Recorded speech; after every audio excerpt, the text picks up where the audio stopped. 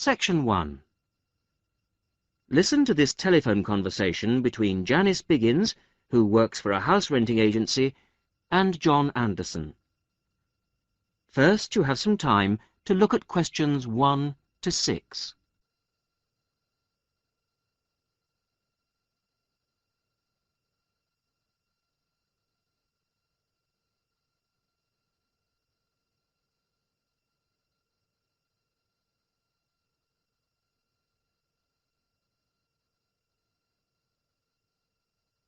You will see that there is an example which has been done for you.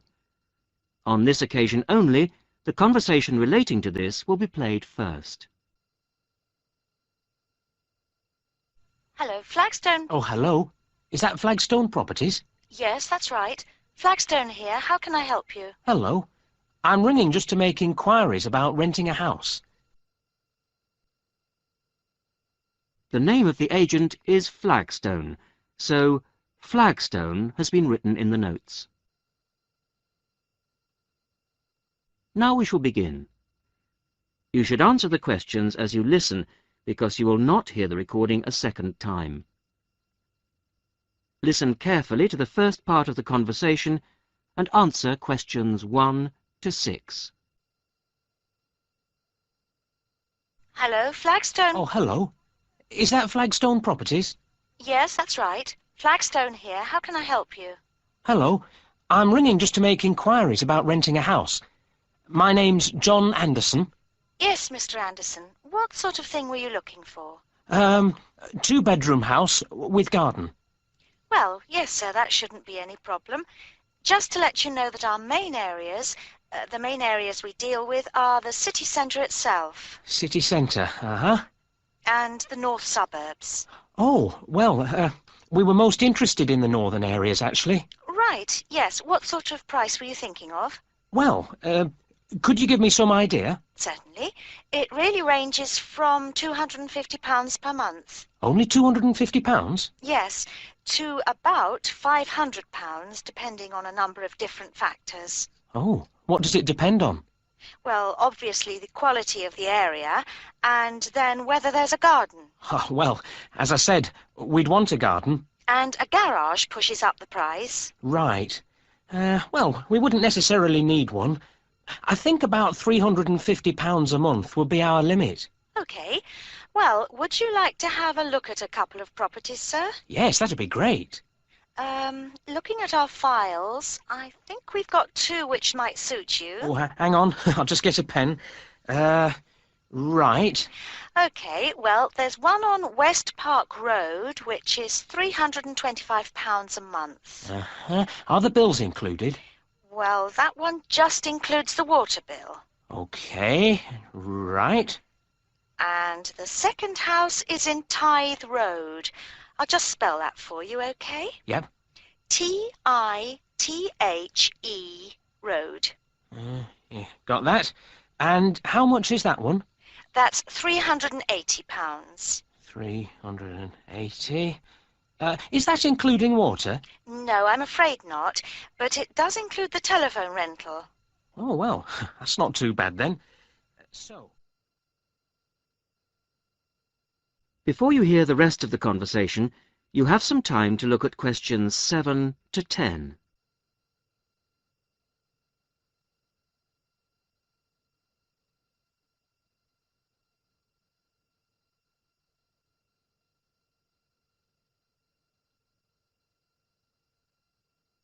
Now listen and answer questions 7 to 10. So when would you be available to see them? Well, I'll be in town next week, say Thursday. No, I'm sorry, we don't have any availability for Thursday. How about Wednesday afternoon? OK. That's fine. Would 5 be OK? Yes, fine. 5 o'clock it is. Just come to the Flagstone offices. Oh, before I forget, what sort of things do I need to get done, to rent with you?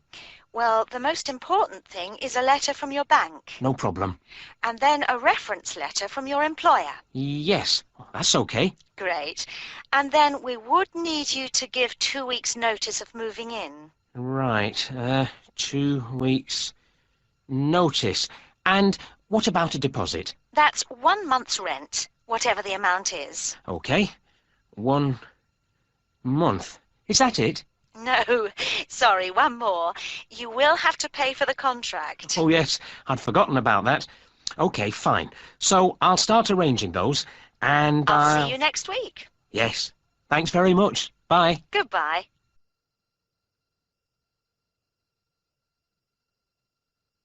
That is the end of section 1. You will now have half a minute to check your answers.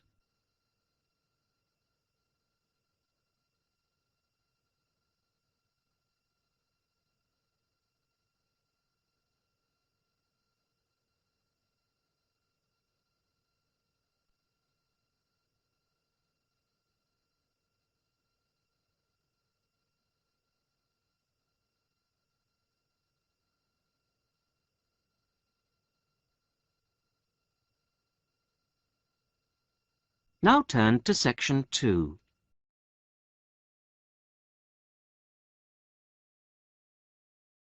Section 2. You are going to hear a conversation between two women about the health system in England. First, you have some time to look at questions 11 to 17.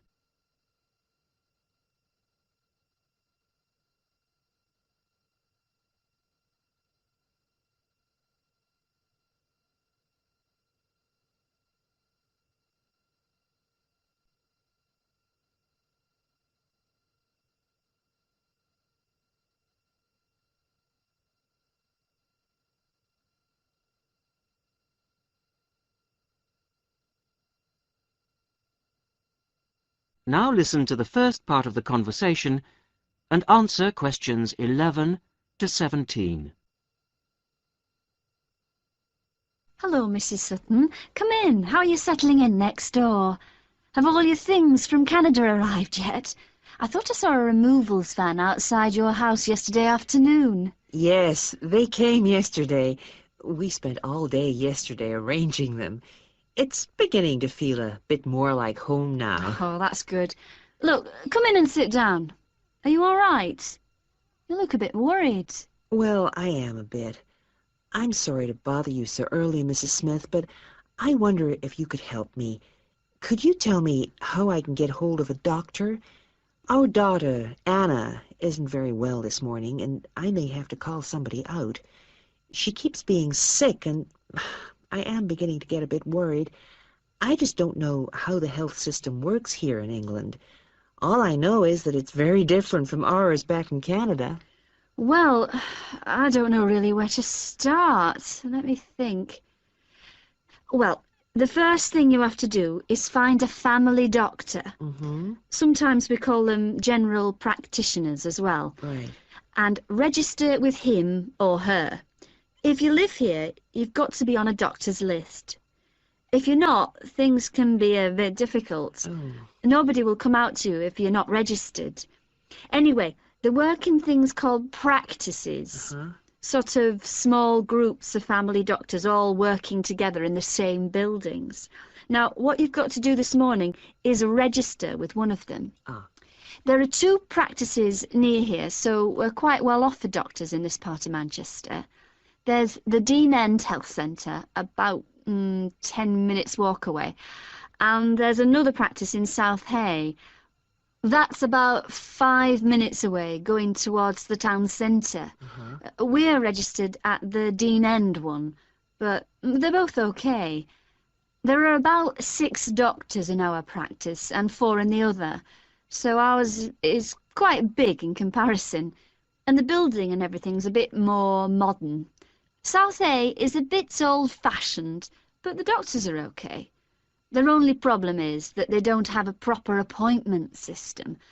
Sometimes you have to wait for ages there to see someone. Anyway, you go to the receptionist in whichever health centre and ask her to register you with a doctor there. You have to fill in a form, but it doesn't take long. Ours is called Dr. Jones, and we've been going to him for years, ever since we moved here 15 years ago. I wouldn't say he's brilliant, but I suppose he's all right, really. We're used to him now. They say he's very good with elderly people, but he does tend to get a bit impatient with children. Listen, the one who's supposed to be really good with small children is Dr. Shaw. Ah. I've heard lots of people say that. She's young and she's got small children of her own, so you could try registering with her. And if her list's full, I heard somebody say the other day that there's a really nice young doctor at South Hay, a Dr. Williams. He holds special clinics for people with back trouble, but that's not really your problem, is it? Now you have some time to look at questions 18 to 20.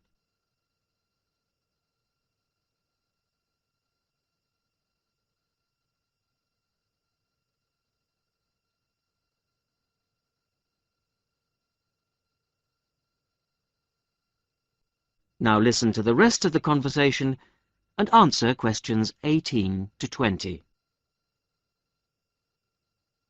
If you want a doctor to visit you at home, you have to ask for a home visit. You're supposed to do that before 10:30 in the morning, but obviously if it's an emergency, you can phone at any time, night or day. It might not be your doctor that comes, though. It's quite often one of the other doctors in the practice. It doesn't really seem to make much difference. Right. Otherwise, you make an appointment to see your doctor at the health centre. You usually get seen the same day. Not always, of course, but usually, as I say. They hold surgeries between 9 and 11:30 every weekday, and from 4 to 6:30 Monday to Thursday. Saturdays are only for emergencies. See. When the doctor sees you, he gives you a prescription. He writes what medication you need on it, and you take it to a chemist shop. There's one opposite the centre. If it's for a child under 16, you don't have to pay, so if it's for Anna, there's no problem. The same thing goes if you're unemployed or retired, or if you're pregnant. Just as well, because it's not cheap. You pay the same price for each item the doctor has prescribed. At the moment, it's something like £5 per item. So you pay for the medication, but the consultation with the doctor doesn't cost you anything. It's completely free as long as you're a resident here. You're going to be here for 3 years, aren't you? So, well, there shouldn't be any question of you paying anything to see the doctor. So that's one less problem to worry about. Look, Mrs. Sutton, if you want, I'll sit with your daughter for half an hour if you want to go down to the health centre to register. It's no trouble, really, don't worry. Are you sure you wouldn't mind? That would really help me a lot. I'll ask them if they can send someone round later to see Anna. I think I'll try the Dean End Centre. Good idea. Don't worry about Anna. Right. I'll be back as soon as I can.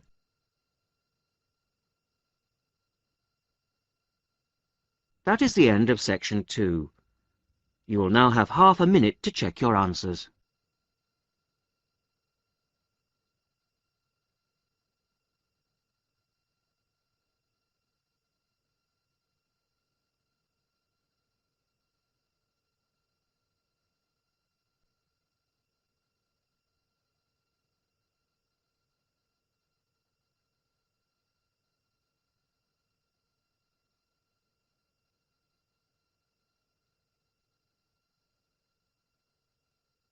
Now turn to section 3.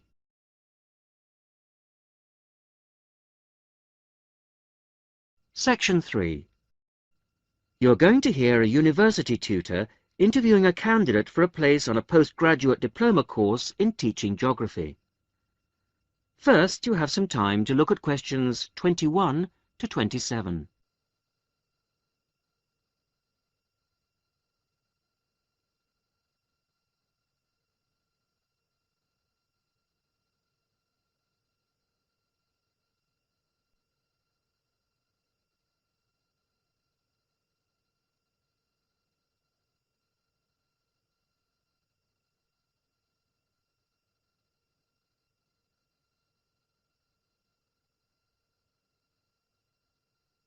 Now listen carefully to the first part of the interview and answer questions 21 to 27. Hello. Jonathan Briggs, isn't it? Yes, that's right.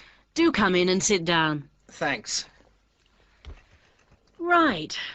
Well, Jonathan, as we explained in your letter, in this part of the interview, we like to talk through your application form, your experience to date, etc. And then in the second part, you go for a group interview. Group interview. Yes, I understand. So, your first degree was in economics. Yes, but I also did politics as a major strand. And you graduated in 1989. And I see you've been doing some teaching.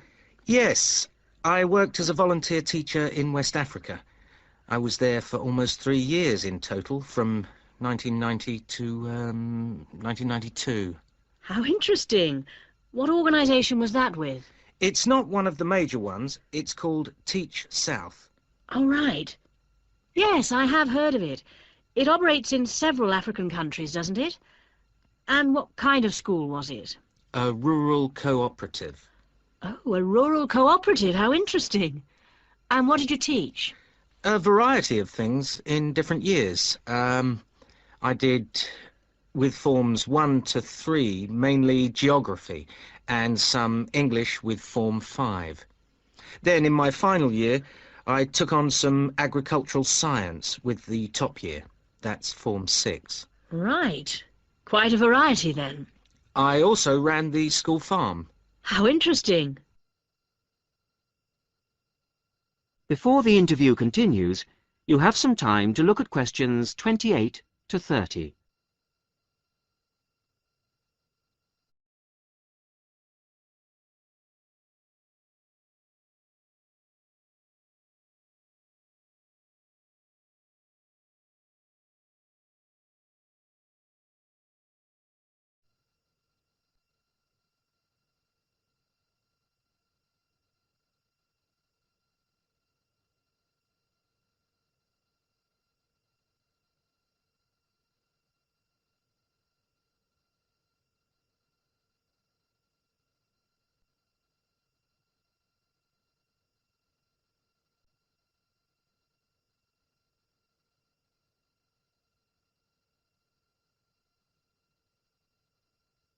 Now listen to the rest of the interview and answer questions 28 to 30.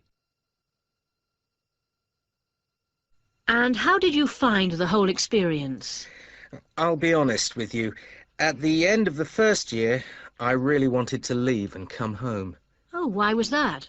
Well, I was very homesick at first and missed my family. Oh, yes, I can understand that. And I also found it frustrating to have so few teaching resources. But I did decide to stay, and in the end I extended my tour to a 3rd year. Right. Things must have looked up then. Yes, we set up a very successful project, breeding cattle to sell locally. Really?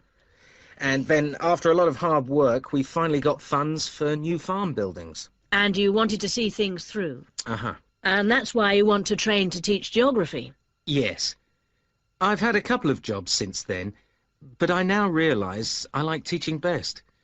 And I chose geography because it's my favourite subject. And also because I think it has so many useful applications. Well, you certainly have had some interesting work experience. I'll ask you now to go on to the next stage of the interview.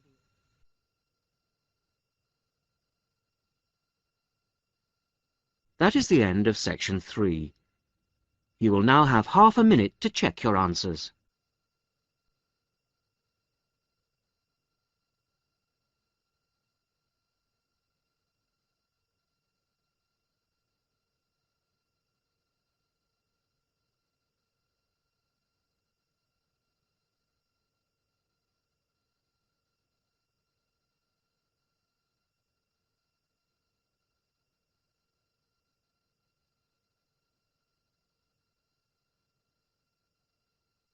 Now turn to section 4.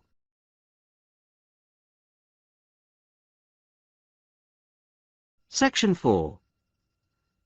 You are going to hear a radio talk on back pain given by Dr. Paula Clayburgh of Liverpool's Wilton Clinic. First, you have some time to look at questions 31 to 40.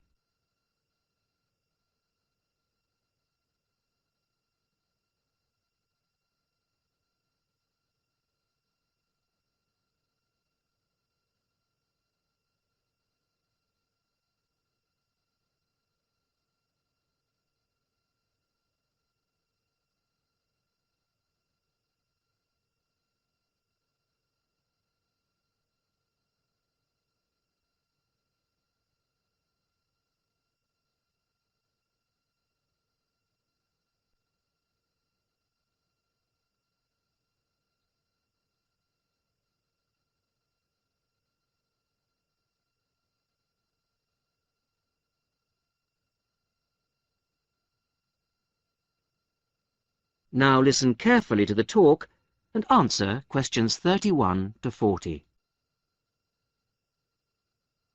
Today's Health Council is presented by Paula Clayburgh, who is the Chief Counsellor at Liverpool's famous pain clinic, the Wilton Clinic.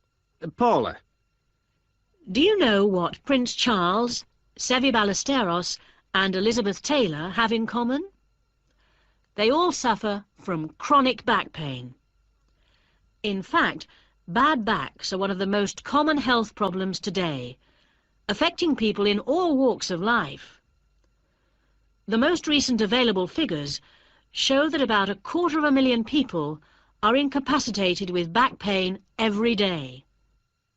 And many sufferers don't know the cause or the solution to their problem. The majority of our patients at the clinic tend to be women.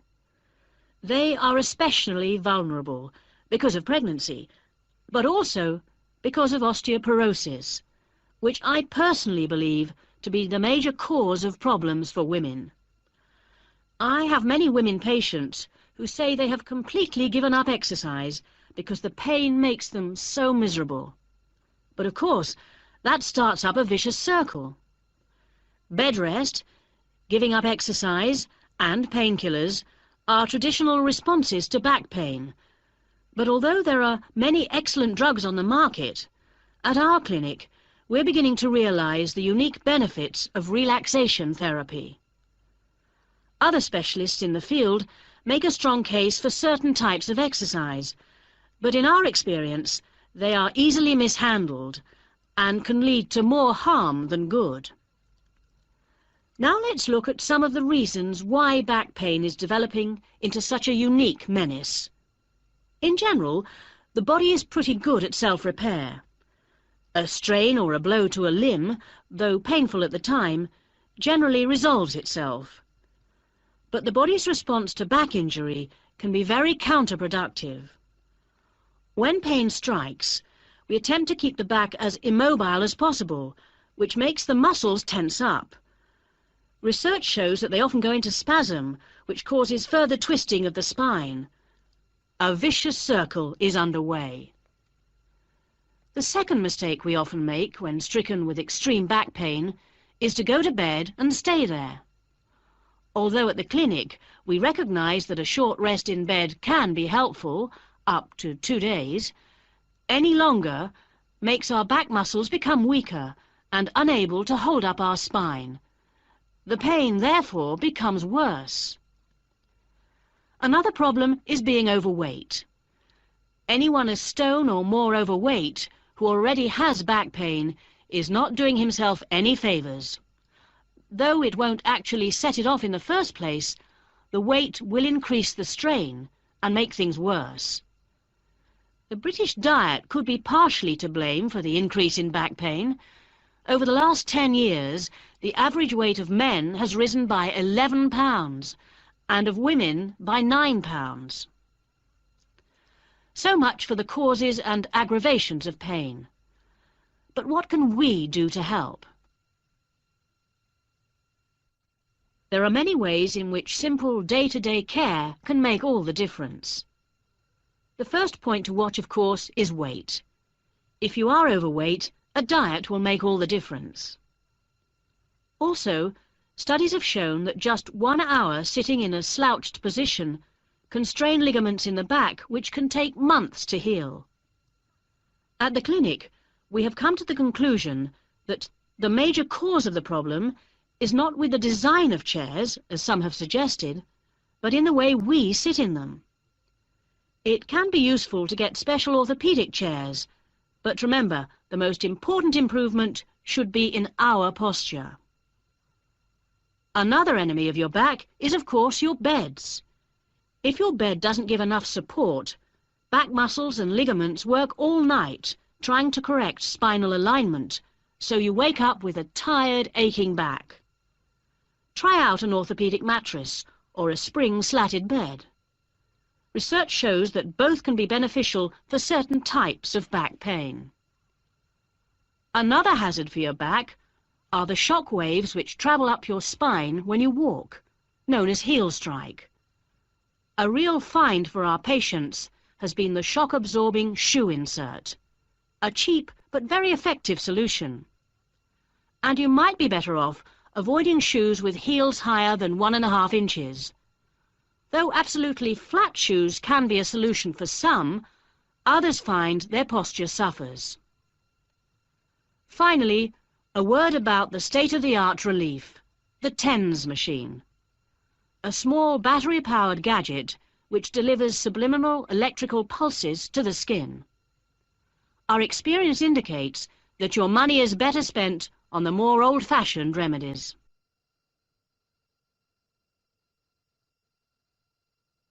That is the end of section